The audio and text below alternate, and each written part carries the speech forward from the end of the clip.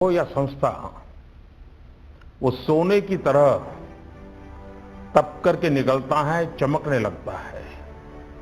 और शायद इसलिए 50 वर्ष पूरे होने को गोल्डन जुबली भी कहते हैं। आप जिस संस्था का हिस्सा हैं, उसका बहुत ही गौरवशाली इतिहास रहा है। स्वदेशी आंदोलन की पृष्ठभूमि में इसकी स्थापना हुई है। आपने भी पिछले 50 वर्ष महिलाओं के लिए काम करते हुए कुछ न कुछ योगदान दिया है और इसके लिए आपकी संस्था प्रशंसा के पात्र है। और पिछले 50 वर्ष में जिन जिन लोगों ने इसका नेतृत्व किया है, उसको आगे बढ़ाया है, वे सभी अभिनंदन के अधिकारी हैं। आज की जो आर्थिक सामर्थ्य का जब विषय आता है, निर्णय में भागीदारी की बात आती है, जब भी महिलाओं में आर्थिक सामर्थ्य बढ़ा है, निर्णय में उनकी भागीदारी भी बढ़ी है। आप कोई भी सेक्टर देखिए, जहां भी महिलाओं को सही अवसर मिला है, वो पुरुषों से 2 कदम आगे ही निकल गई है। आज देश की महिलाएं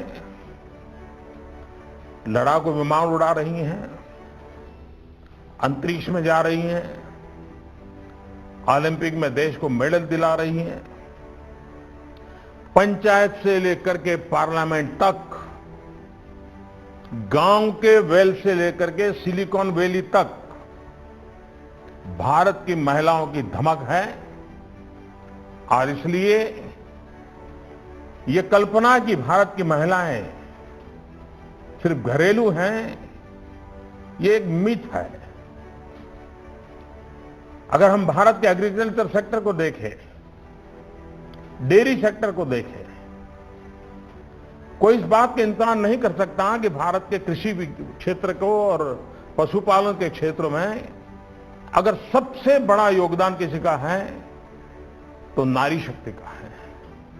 अगर आप आदिवासी इलाके में चली जाएं, वहां पुरुषों की गतिविधि देखिए तो आपको अंदाजा आएगा, और शाम के बाद तो हाल क्या होता है। और आदिवासी इलाके में जाइए, महिलाएं जिस प्रकार से घर चलाती हैं, आर्थिक गतिविधि करती हैं, उसके बाद जो कला है, कौशल्य है, कुटीर उद्योग है, आदिवासी महिलाओं में ये जो हुनर होता है, वो जो सामर्थ्य होता है, हम लोगों को उस तरफ ध्यान नहीं जाता है। और मेरा मानना है कि हर व्यक्ति में एक उद्यमी भी होता है, बिजनेस की समझ होती है, बस उसे सही मौका और मार्गदर्शन देने की जरूरत होती है। देश में कई स्थानों पर डेयरी बिजनेस से जो महिलाएं जुड़ी हुई हैं, सीधे उनके बैंक अकाउंट में पैसा ट्रांसफर किया जाता है। और मेरा तो जहां जहां भाई डेयरी उद्योग के लोगों से मिलना होता है, मैं आग्रह करता हूं कि आप डेयरी से संबंधित दूध भरने के लिए जब महिलाएं आती हैं, वो पैसे कैश देने के बजाय अच्छा होगा उस पशुपालक महिलाओं का ही अलग बैंक अकाउंट हो, उन्हीं महिलाओं के अकाउंट में पैसा जमा हो। आप देखिए, वो गांव की गरीब महिला भी जो एक गाय एक भैंस पालती है, जब उसके खाते में बैंक में जमा पैसे होते हैं, वो एक एम्पावरमेंट फील करती है। पूरे घर में उसकी आवाज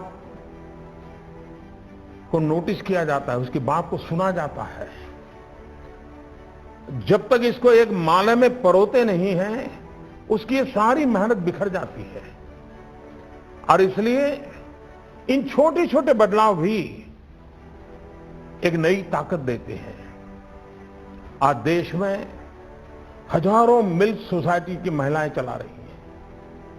कई ब्रांड इसलिए कामयाब हुए हैं क्योंकि उनके पीछे महिलाओं की ताकत थी, महिलाओं का श्रम था, उनका बिजनेस एक्यूमन था। ये ब्रांड आज दुनिया भर के बड़े मैनेजमेंट स्कूलों के लिए भी केस स्टडी बन चुके हैं। अब आप लिज्जत पापड़ की कथा देखिए। एक जमाने में कुछ आदिवासी महिलाओं ने मिलकर के लिज्जत पापड़ को शुरू किया। एक प्रकार से कुटीर उद्योग के रूप में शुरू हुआ और आज लिज्जत पापड़ ने कहां से कहां अपनी जगह बना दी। आप अमूल को देखिए, हर घर में अमूल की पहचान बनी है। हजारों महिला दूध मंडलियों के द्वारा उसके अंदर बहुत बड़ा संचालन में और योगदान होता है और उसी का परिणाम है कि इन्होंने अपनी एक पहचान बनाई है, एक जगह बनाई है। हमारे देश की महिलाओं में संयम भी है, सामर्थ्य भी है और सफलता के लिए संघर्ष करने का हौसला भी है। आप जैसी संस्थाएं उन्हें सही रास्ता दिखाने में मदद कर सकती हैं। इंडियन मर्चेंट चैंबर के साथ एक और गौरव भी जुड़ा हुआ है और वो गौरव है स्वयं महात्मा गांधी भी इंडियन मर्चेंट चैंबर के सदस्य थे। जिन लोगों ने गांधी जी के बारे में बहुत अध्ययन किया होगा, उनके ध्यान में एक नाम आया होगा। जितनी बड़ी चर्चा उस नाम की होनी चाहिए वो हुई नहीं है और आज मैं आपसे भी आग्रह करूंगा कि जिस नाम का मैं उल्लेख कर रहा हूं, आप भी कोशिश कीजिए, गूगल गुरु के पास जाकर के जरा पूछिए कि कौन से नाम की मैं चर्चा कर रहा हूं। और वो नाम है गंगाबा। बहुत कम लोगों को शायद गंगाबा के विषय में बहुत जानकारी है। महात्मा गांधी जी अफ्रीका से भारत लौटे, साबरमती आश्रम में उनका सार्वजनिक जीवन का प्रारंभ हुआ तो उन्हें नजदीक के गांव से पता चला, आज से 100 साल पहले की घटना की बात है ये, कि कोई गंगाबा है जो बहुत छोटी आयु में विधवा हो गई और उस समाज के रीतियों के खिलाफ लड़ाई लड़